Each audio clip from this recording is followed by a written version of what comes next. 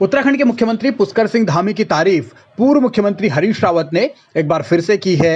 हरदा से मिली इस तारीफ के कई मायने हैं। बीते दिनों जब पुष्कर धामी हरीश रावत के घर गए थे, तब भी पूर्व मुख्यमंत्री ने यह कहा था कि धामी सौम्य है और अच्छा काम करने की उम्मीद वो करते हैं। तो पुष्कर सिंह धामी की तारीफ हरदा बार बार कर रहे हैं, तो सियासी मायने भी इसके बहुत सारे हैं। लेकिन इन तारीफों के बीच हरीश रावत ने इस बार जिस बात के लिए सराहा है वो है वृद्धावस्था पेंशन, क्योंकि पति पत्नी दोनों को अब वृद्धावस्था पेंशन दी जाएगी। ये पुष्कर धामी ने फैसला किया है। हरीश रावत ने यह कहा है कि पुष्कर सिंह धामी ने कुछ हद तक अपनी पिछली सरकारों के पाप धोए हैं।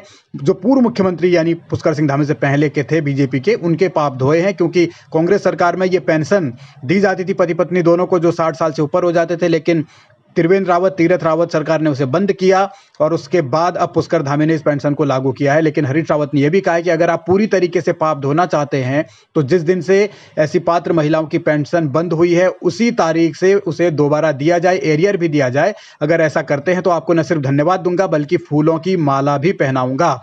वह भी प्रशंसनीय फैसला होगा, ऐसा हरीश रावत ने कहा है। लेकिन जो भी चीजें हैं वो पुष्कर सिंह धामी को लेकर हरदा का नरम रुख है, या फिर पुष्कर सिंह धामी वास्तव में ऐसी बल्लेबाजी कर रहे हैं, ऐसे फैसले ले रहे हैं जिसकी वजह से हरीश रावत को भी बार बार तारीफ करनी पड़ रही है। अब ये चर्चा तो है, लेकिन सियासी गलियारों में हरीश रावत की इन तारीफों के भी कई मायने हैं, और वो भी तब जबकि हरीश रावत और कांग्रेस की बुरी तरीके से विधानसभा में चुनाव में हार हुई हो। उत्तराखंड में बीजेपी की सरकार एक बार फिर पूर्ण बहुमत के साथ, बम्पर बहुमत के साथ बनी हो, तो ऐसे में हरीश रावत की ओर से बीजेपी की सरकार की तारीफ किया जाना या मुख्यमंत्री पुष्कर सिंह धामी की तारीफ किया जाना, ये कई लोगों को सियासी तौर पर हजम भी नहीं हो रहा है। और कई लोग तो ये आरोप भी लगा रहे हैं कि ये संघ के दबाव का असर है या फिर सीबीआई के डर का असर है। लेकिन क्या हरीश रावत वास्तव में डर की वजह से ऐसी तारीफ कर रहे हैं, ये भी सियासी गलियारों में अब चर्चा का सबब है। लेकिन राजनीतिक तौर पर फिलहाल पुष्कर सिंह धामी जिस तरीके से फैसले ले रहे हैं, उनकी तारीफ अगर हरीश रावत कर रहे हैं, तो आगे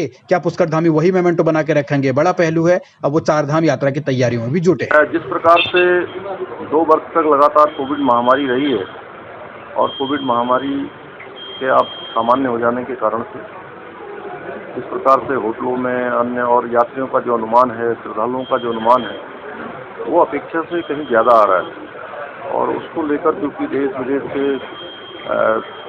बहुत बड़ी संख्या में श्रद्धालुओं की आने की संभावना है, उसको लेकर जो सारी व्यवस्थाएं हैं, अच्छी व्यवस्थाएं हों, सब यात्रियों को किसी प्रकार की परेशानियों का सामना न करना पड़े। सड़क, पेयजल, परिवहन, स्वास्थ्य, सभी विभागों का आज हमने एक यहाँ पर बैठक किया है। उस बैठक में हम सारी व्यवस्थाएं सुनिश्चित करेंगे जिससे कि आने वाले लोगों को कोई परेशानी न हो, उनकी यात्रा यहाँ सुगम हो, उनके दर्शन अच्छे हों, उनको किसी परेशानी का सामना न करना पड़े।